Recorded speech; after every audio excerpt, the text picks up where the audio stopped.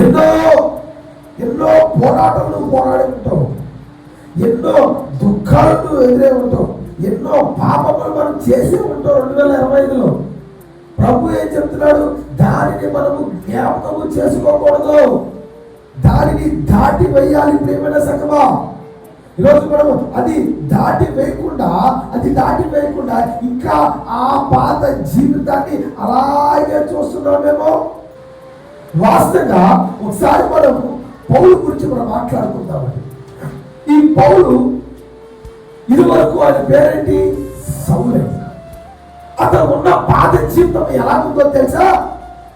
సంఘముని నాశనము చేశాడు, క్రైస్తవుని ఈడ్చి పాడేశాడండి, చాలా మందిని చంపివేశాడు, చాలా మందిని నాయకుల దగ్గర ఇరిగిచ్చేశాడండి.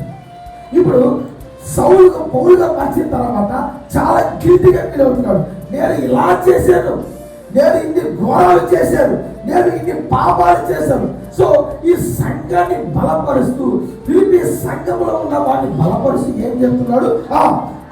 అయితే ఒకడు చేయించున్నాడు, వెనుక ఉన్న మనిషి ముందున్న వాటిని వేగిరపరుచున్నాడు. ఆ పాత సౌలు అనే జీవితాన్ని ఏం చేస్తున్నాడు? మర్చిపోవాలనుకుంటున్నాడు. ఆ జీవితం వద్దనుకుంటున్నాడు. అందుకే ఈ పౌలు ఏం చేశాడంటే సౌలు అనే పాపపు జీవితాన్ని దాటి పాడేశాడు. ప్రియమైన సంగమం, అక్కడ నుంచి చూడట్లా. ఈరోజు చాలా మంది ఇంకా ఆ పాత జీవితాన్ని ఆకర్షించబడుతున్నారని, ఇంకా ఆ పాత జీవితాన్ని ఇష్టపడుతున్నారు. ప్రియమైన సంగమం, ప్రభు వాగ్దానం చేస్తున్నాడుగా ఈరోజు ఈ పట్ల నూతన క్రియలు చేయించున్నాము అంటున్నాడు కదా. 2026వ సంవత్సరంలో ప్రభు ఏం చెప్తున్నాడు తెలుసా? నువ్వు ఊహించని దానికంటే అధికముగా నీ కనులారా చూస్తాను.